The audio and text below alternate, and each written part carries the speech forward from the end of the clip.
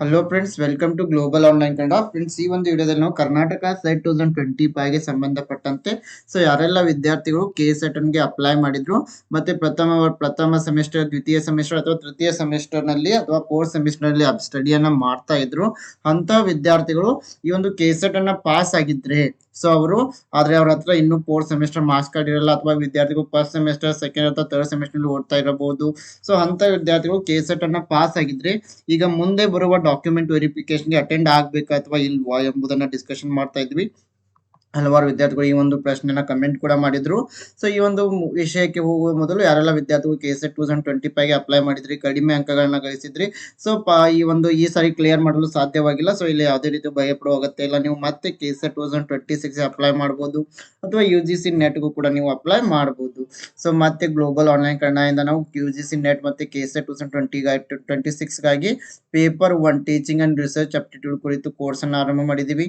ಈ ಒಂದು ಕೋರ್ಸ್ ನಲ್ಲಿ ಕಂಪ್ಲೀಟ್ ಥಿಯರಿ ಲೆಕ್ಚರ್ಸ್ ಅನ್ನು ಡಿಸ್ಕಸ್ ಮಾಡ್ತೀವಿ, ಸಾಕಷ್ಟು MCQ ಲೆಕ್ಚರ್ಸ್ ಗಳನ್ನ ಕೊಡ್ತೀವಿ, ನಿಮಗೆ ಪ್ರಿಪರೇಷನ್ ಗಾಗಿ 50 ಮಾಕ್ ಟೆಸ್ಟ್ ಗಳನ್ನ ನೀಡ್ತೀವಿ, ನೋಟ್ಸ್ ಅನ್ನ ಕೊಡ್ತೀವಿ, ಮತ್ತೆ 5000+ MCQ PDF ಅನ್ನ ನೀಡ್ತೀವಿ, ಮತ್ತೆ ಎಲ್ಲ ಪ್ರೀವಿಯಸ್ ಇಯರ್ ಕ್ವಶನ್ ಪೇಪರ್ಸ್ ಮತ್ತೆ ಕೆಲವು ಮಾಡೆಲ್ ಕ್ವಶನ್ ಪೇಪರ್ಸ್ ಗಳನ್ನ ಕೂಡ ನಿಮಗೆ ನೀಡ್ತೀವಿ. ಈ ಒಂದು ಕಂಪ್ಲೀಟ್ ಕೋರ್ಸ್ ಇಂಗ್ಲಿಷ್ ಮತ್ತೆ ಕನ್ನಡ 2 ಲ್ಯಾಂಗ್ವೇಜ್ ನಲ್ಲಿ ದೊರೀತಾ ಇದೆ. ಜಾಯಿನ್ ಆಗಲು ಗ್ಲೋಬಲ್ ಆನ್ಲೈನ್ ಆಪ್ ಅನ್ನ ಪ್ಲೇ ಸ್ಟೋರ್ ನಿಂದ ಡೌನ್ಲೋಡ್ ಮಾಡಿಕೊಂಡು ರಿಜಿಸ್ಟರ್ ಮಾಡಿ, ನಂತರ ಇಲ್ಲಿ ಸ್ಟೋರ್ ಅಂತ ಇರುತ್ತೆ, ಸ್ಟೋರ್ ನಲ್ಲಿ KSET ಪೇಪರ್ 1 ಅಂತ ಸರ್ಚ್ ಮಾಡಿದ್ದೆ, ಅದರಲ್ಲಿ ಈ ಒಂದು ಕಂಪ್ಲೀಟ್ ಕೋರ್ಸ್ ನಿಮಗೆ ಆಪ್ ನಲ್ಲಿ ದೊರೆಯುತ್ತೆ. ನಂತರ ನೀವು ಒಂದು ಆಪ್ ನಿಂದಾನೇ ಜಾಯಿನ್ ಆಗಬಹುದು. ಅದರ ಜೊತೆಗೆ 1/12/2025 ನಿಂದ ಹೊಸ ಬ್ಯಾಚ್ ಕೂಡ ಆರಂಭವಾಗ್ತಾ ಇದೆ. ನೀವು ಇವಾಗಲೇ ಜಾಯಿನ್ ಆದ್ರೆ ಸಾಕಷ್ಟು ಸಮಯ ನಿಮಗೆ ಪ್ರಿಪರೇಷನ್ ಮಾಡಲು ಸಿಗ್ತಾ ಇದೆ.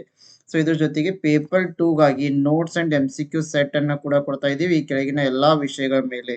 ಜಾಯಿನ್ ಆಗಲು ಗ್ಲೋಬಲ್ ಆನ್ಲೈನ್ ಆಪ್ ಅನ್ನ ಡೌನ್ಲೋಡ್ ಮಾಡಿಕೊಂಡು ಜಾಯಿನ್ ಆಗಬಹುದು.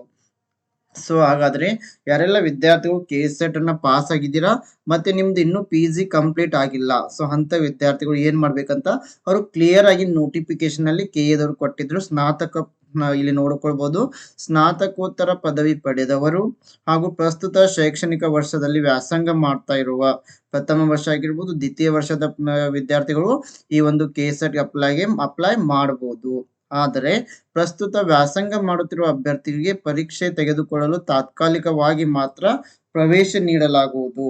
ಅವರು ಸ್ನಾತಕೋತ್ತರ ಪದವಿ ಅಥವಾ ಸಮಾನವಾದ ಪರೀಕ್ಷೆಯನ್ನು ಸಾಮಾನ್ಯ ವರ್ಗದವರು 55%, SC ST 2A 2B 3A 3B PWD ತೃತೀಯ ಲಿಂಗದವರು 50% ಅಷ್ಟು ಅಂಕ ಪಡೆದು ಅರ್ಹತೆ ಹೊಂದಿ KSET ಪರೀಕ್ಷೆಯ ಫಲಿತಾಂಶ ಪ್ರಕಟಿಸಿದ ದಿನಾಂಕದಿಂದ 2 ವರ್ಷದೊಳಗಾಗಿ ಅವರ ಸ್ನಾತಕೋತ್ತರ ಪದವಿ ಅಂಕಪಟ್ಟಿಗಳನ್ನು ಸಲ್ಲಿಸಿದರೆ ಮಾತ್ರ ಸಹಾಯಕ ಪ್ರಾಧ್ಯಾಪಕರ ಅರ್ಹತಾ ಪತ್ರ ಪಡೆಯಬಹುದು. ಇಲ್ಲವಾದಲ್ಲಿ ಅಂತರ ಅರ್ಹತೆಯನ್ನ ರದ್ದುಪಡಿಸಲಾಗುವುದು ಅಂತ ಇದರ ಅರ್ಥ. ಯಾರೆಲ್ಲ ವಿದ್ಯಾರ್ಥಿಗಳು ನೀವು ಪ್ರಥಮ ಸೆಮಿಸ್ಟರ್ ಅಥವಾ ದ್ವಿತೀಯ ಸೆಮಿಸ್ಟರ್ ನಲ್ಲಿ ಓದ್ತಾ ಇದ್ದೀರಾ, ನೀವು KSET 2025 ಗೆ ಅಪ್ಲೈ ಮಾಡಿದ್ರಿ, ನೀವು KSET ಪಾಸ್ ಆಗಿದ್ರಿ, ಪಾಸ್ ಆಗಿದ್ದೀರಾ, ಆದ್ರೆ ಅಂತ ವಿದ್ಯಾರ್ಥಿಗಳು ಇವಾಗ ನೀವು ಡಾಕ್ಯುಮೆಂಟ್ ಗೆ ಅಟೆಂಡ್ ಆಗುವ ಅವಶ್ಯಕತೆ ಇಲ್ಲ. ನೀವು ನಿಮ್ಮ PG ಅನ್ನ ಮುಗಿದ ನಂತರ ನೀವು ಈ ಎಲ್ಲ ಡಾಕ್ಯುಮೆಂಟ್, ನಿಮ್ಮ ಒಂದು ಅಂಕಪಟ್ಟಿ ಆಗಿರ್ಬೋದು, ಹಾಲ್ ಟಿಕೆಟ್ ಆಗಿರ್ಬೋದು, ಎಲ್ಲ ಡಾಕ್ಯುಮೆಂಟ್ಸ್ ಅನ್ನ ಸೇಫ್ ಆಗಿ ಇಟ್ಕೊಳ್ಳಿ. ನೀವು ಈ ಫೈನಲ್ ಮಾರ್ಕ್ ಶೀಟ್ ಕೂಡ ಬರುತ್ತೆ, ಅದನ್ನು ಕೂಡ ಸೇಫ್ ಆಗಿ ಇಟ್ಕೊಳ್ಳಿ. ನಂತರ ನಿಮ್ಮ PG ಮುಗಿದ ನಂತರ ಈ ಒಂದು PG ಮುಗಿದ ನಂತರ 2 ವರ್ಷಗಳ ಒಳಗೆ ಮುಗಿಯುತ್ತೆ. ಹಾಗಾಗಿ ನೀವು 1 ವರ್ಷ ಮುಗಿದಿರುತ್ತೆ, ಇನ್ನೊಂದು ವರ್ಷ ಮುಗಿಯುತ್ತೆ. ಹಾಗಾಗಿ ನೀವು ಮುಂದಿನ ವರ್ಷ ನಿಮ್ಮ ಎಲ್ಲ ಡಾಕ್ಯುಮೆಂಟ್ಸ್ ಗಳನ್ನ ತೆಗೆದುಕೊಂಡು PG ಪಾಸ್ ಆಗಿರ್ತೀರಾ. ಅವಾಗ ಎಲ್ಲ ಡಾಕ್ಯುಮೆಂಟ್ಸ್ ಗಳನ್ನ ತಗೊಂಡು ನೀವು ಡಾಕ್ಯುಮೆಂಟ್ ಗೆ ಅಟೆಂಡ್ ಆಗ್ಬೇಕು. ಅವಾಗ ನಿಮಗೆ ಈ ಒಂದು ಅರ್ಹತಾ ಪ್ರಮಾಣ ಪತ್ರ ಅಂದ್ರೆ KSET ಈ ಒಂದು ಎಲಿಜಿಬಿಲಿಟಿ ಸರ್ಟಿಫಿಕೇಟ್ ಅನ್ನು ನಿಮಗೆ ನೀಡ್ತಾರೆ. ಯಾರೆಲ್ಲ ವಿದ್ಯಾರ್ಥಿಗಳು ಇನ್ನು ಸ್ಟಡಿ ಮಾಡ್ತಾ ಇದ್ದೀರಾ, KSET ಅನ್ನ ಕ್ಲಿಯರ್ ಮಾಡಿದ್ದೀರಾ, ಯಾವುದೇ ರೀತಿಯ ಕನ್ಫ್ಯೂಷನ್ ಬೇಡ. ನೀವು PG ಅನ್ನ ಕಂಪ್ಲೀಟ್ ಆದ ನಂತರ ನಿಮ್ಮ ಡಾಕ್ಯುಮೆಂಟ್ಸ್ ಅನ್ನ ಸಬ್ಮಿಟ್ ಮಾಡಿ ಈ KSET ಕ್ವಾಲಿಫೈಡ್ ಸರ್ಟಿಫಿಕೇಟ್ ಅನ್ನು ನೀವು ಪಡೆದುಕೊಳ್ಳಬಹುದು. ಅದೇ ರೀತಿ ಇಲ್ಲಿ 2024 ನಲ್ಲಿ ಕೂಡ ಈ ಒಂದು ಸೂಚನೆಯನ್ನ ನೀಡಿದ್ರು. ಅರ್ಹತಾ ಪಟ್ಟಿಯಲ್ಲಿ ಹೆಸರಿರುವ ಆದರೆ ಸ್ನಾತಕೋತ್ತರ ಪದವಿ ಪೂರ್ಣಗೊಳ್ಳದ ಎಲ್ಲಾ ವರ್ಷಗಳ ಎಲ್ಲಾ ಸೆಮಿಸ್ಟರ್ಗಳ ಅಂಕಪಟ್ಟಿಗಳಿರದ ಅಭ್ಯರ್ಥಿಗಳು ಮೂಲ ದಾಖಲಾತಿ ಪರಿಶೀಲನೆಗೆ ಹಾಜರಾಗುವ ಅಗತ್ಯತೆ ಇರುವುದಿಲ್ಲ.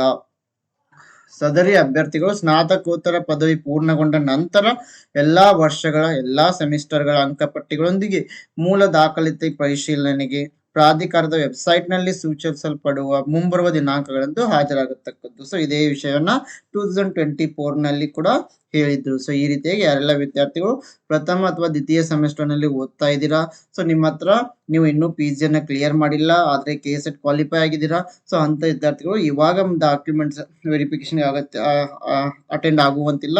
ಸೊ ನೀವು ಮುಂದಿನ ವರ್ಷ PG ಕಂಪ್ಲೀಟ್ ಆದ ನಂತರ ಎಲ್ಲ ನಿಮ್ಮ ಮಾರ್ಕ್ಸ್ಗಳನ್ನು ತೆಗೆದುಕೊಂಡು ನೀವು ಸಬ್ಮಿಟ್ ಮಾಡಿ ನಿಮ್ಮ ಅರ್ಹತಾ ಪ್ರಮಾಣ ಪತ್ರವನ್ನು ಪಡೆದುಕೊಳ್ಳಬಹುದು. ಎಸ್, ಇದು ಇವತ್ತಿನ ಒಂದು ವಿಷಯವಾಗಿದೆ. ಹೆಚ್ಚಿನ ಮಾಹಿತಿಗಾಗಿ ಗ್ಲೋಬಲ್ ಆನ್ಲೈನ್ ಕನ್ನಡ ಅಂತ ಟೆಲಿಗ್ರಾಮ್ ಗ್ರೂಪ್ ಕೂಡ ಇದೆ, ಜಾಯ್ನ್ ಆಗಿ. Yes, I wish all the best to all. Thank you.